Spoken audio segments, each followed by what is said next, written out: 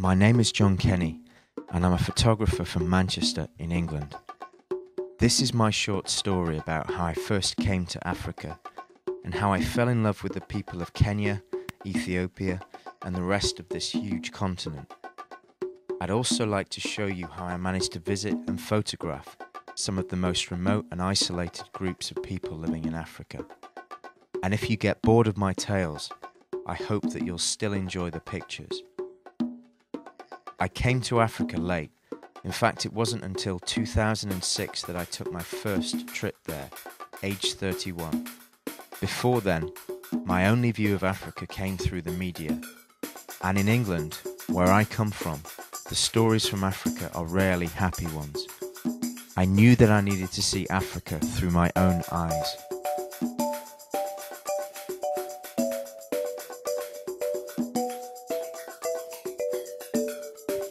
So in 2006 I arrived, and in 4 months of dusty journeys in broken down vehicles of every kind, I felt the colour and the warmth that Africa and its people shine on unsuspecting visitors like me. It worked. My African encounters left me warmed and glowing. I knew that I needed to come back and to warm my hands on Africa again. This was the start of Sub-Saharan Journeys, project to photograph remarkable people from traditional societies all over this vast continent. The project has taken me across South and West Africa and also to East Africa, where flying over the far west of Ethiopia in late 2009, I was fortunate enough to meet Christian, Alberto, Paolo and Stefano from SMOM UNLUS. As our plane landed on that day, we saw crowds of people excitedly running out onto the runway and towards our plane. I would really like to say that the crowds were excited to see me, but that would have been a lie.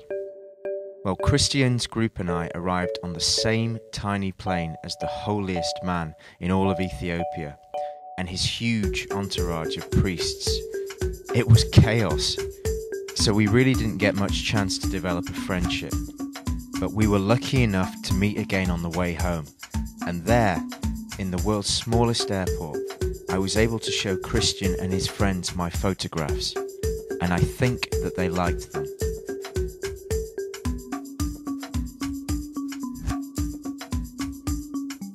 So exactly 1 year later, I received an email out of the blue from Christian, inviting me as a guest to this event here tonight in Milan. Christian wanted me to speak to you tonight about my philosophy of photography, my love for Africa, and my experiences in this continent of great optimism, friendship, and hardship. Well, unfortunately, I couldn't be here to do this in person, but I thought I would do the next best thing and show you a short story. My project, Sub-Saharan Journeys, has brought me into contact with some incredible people. These are people that you want to remember forever. Before I started this journey, I knew that my real challenge was to find a way to capture this incredible intensity, beauty, and character of such remarkable people. In my imagination, I tried to picture the scene where I could do this. There, in my mind, I saw black and white portraits in the most beautiful, soft, glowing light. And I imagined each person away from the distractions of their surroundings. I wanted to bring the viewer with me, to sit them next to the person in the picture, to give them the feeling that they were in the same room so that they too could feel the remarkable power of the subject's eyes with nothing at all in the way. All I had to do was find a way to do this. Straight away, I decided that I would work only with what was available in the remote, tiny villages that I would find myself in. And here, I found my answer. Bright sunlight, reflected from the dry earth below me and into the darkness of village huts, created the illumination that I had seen in my imagination.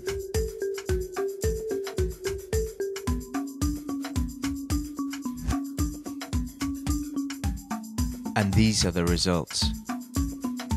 Photographing like this is, for me at least, the best way that I can give viewers the chance to witness the incredible people and communities that still live today, in the third millennium, moving home to follow the patterns of rain and pasture, living a life tied to their animals. And a great many of the people that you see in these pictures still take part in cultural practices that maintain deep connections to the way in which their relatives lived hundreds of years ago.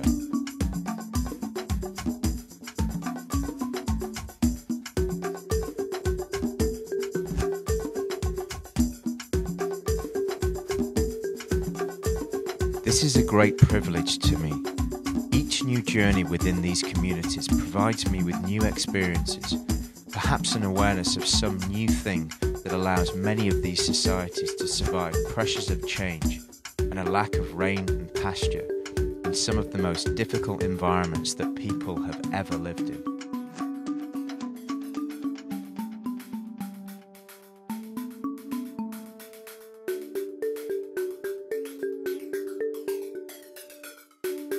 I wanted to tell you one story from my most recent trip to Africa in late 2009. And actually it is a story which is equally about my first visit to Africa in 2006. This picture is of a young girl from the Hama tribe in Ethiopia's Omo Valley. Her name is Ancho, and on meeting her on my first trip to Africa, I was hugely taken back by her presence. She was very shy, but there was also something quite magnetic about her.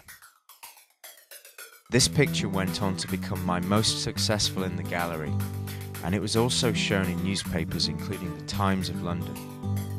And this hugely positive reaction to the photograph convinced me of the power of such portraits, when done in an intimate and respectful way to help communicate between people like Ancho and we Europeans. So I believe that without Ancho and without this picture, my long journey in Africa may never really have begun.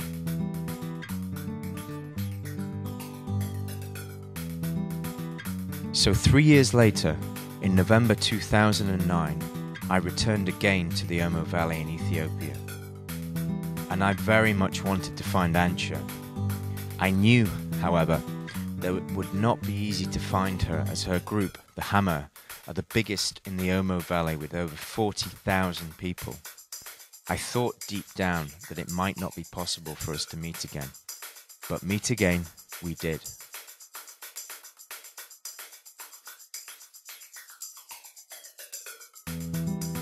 I would like to think that fate played a hand in all of this. There are thousands of Hama and hundreds of villages where she could have lived, and yet her village, which was well hidden, happened to be the first one that I visited on my return to the Omo Valley. That morning, my guide and I asked for some advice from locals as to where we might find Hama villages in the area. They decided to come with us, and they took us deep into the vegetation.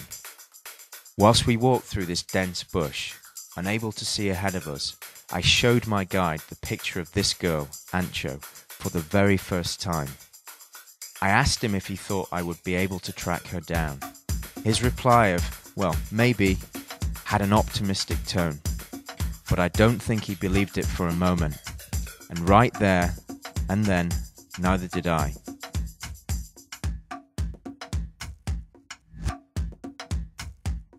Some 10 minutes later, we arrived at a small Hama village, and we saw people emerging. They were coming out to greet us. And you know that in amongst the men and the women and the children, the very first person that I saw was her, Ancho. Well, I couldn't be certain that it was her. This would have been too perfect. And so she came towards us. I thought that she might have been a close relative, maybe a sister. But slowly, I began to feel that this could really be her. And when I brought out the picture of her from 3 years ago, back then of a young girl that had not yet married, she started giggling to her friends. And at once I knew that this really was her, and that the crazy and most unlikely scenario of meeting again 3 years later had actually come to pass. It was really beautiful to see her studying the picture of herself as a younger person, because of course she was now married, She looked amazed, like she was given the gift of looking back through time. And amongst all this excitement, I took the most beautiful picture of her again. Ancho will always remain the most special person amongst the hundreds of people that I have now met in Africa's smallest villages. One day I will of course find her again and show her this new picture. These photographs are, to me, part of a positive story from today's Africa, a reminder of the beauty and immense cultural heritage that continues today in 2010. But when I show these pictures, I also feel responsible to make sure that people are not left with the view that these small groups in my photographs represent the majority of Africa today. Because of course they don't. And traditional communities like these are far from the romantic ideas that some people might imagine. Often there is conflict with neighbouring groups over pasture and cattle. There is often hardship through unreliable rainfall and drought. And there is a pressure of change that leads more and more young people to live the developed lifestyles of those in the cities. The Africa that I know well does have many of the great difficulties that you might hear about on the news. And there remains disagreement when analysing how local people can best improve their situations and how we, as outsiders, can best offer our help to those that need it.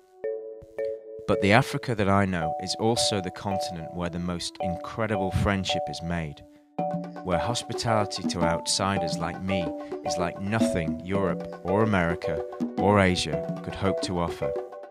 And the complex and difficult Africa that I know breeds people of the most incredible optimism and creativity in order to deal with the many problems that life here throws up. This is of course why I love the place.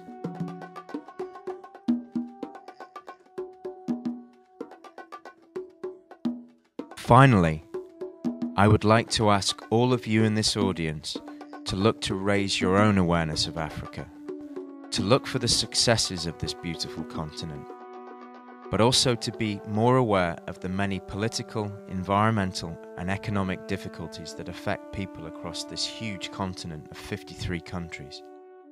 I would like to encourage you to look at where each one of you can help, including tonight, by giving some of your time or your money towards those organisations that have a successful record of working within local African communities and of employing local people, like the organisation that you are supporting here tonight. Thank you and good night.